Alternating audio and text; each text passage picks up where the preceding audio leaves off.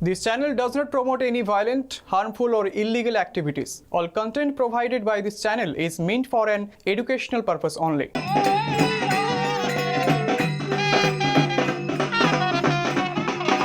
যে কোনো মৃত্যু দুঃখজনক, তবুও শত বছরের বৃদ্ধের মৃত্যুতে দেখা গেল এক অন্য রূপ।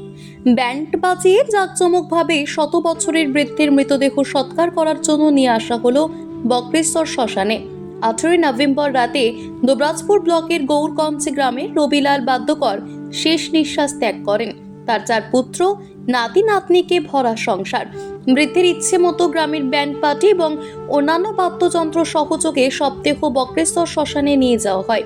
সেখানেই সম্পন্ন হয় শেষকৃত্য। মৃত বৃদ্ধের পরিবারের পক্ষ থেকে মিতন বাদ্যকর বলেন, শত বছর পূর্ণ হওয়ায় এমন আয়োজন। এক প্রতিবেশী আকাশ মাল বলেন, আজ গ্রামবাসীরা তাকে শেষ শ্রদ্ধা জানান।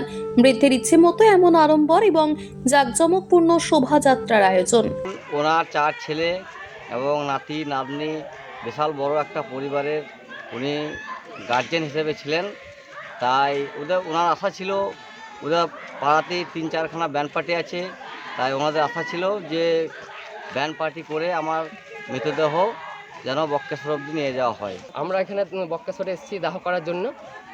আর বড় বাবার মনের আশা ছিল যে ব্যান্ড পার্টি বাজার করে আমাকে নিয়ে যা, সব দাহটা করবি, এই বলে সব দাহ করতে এসছে।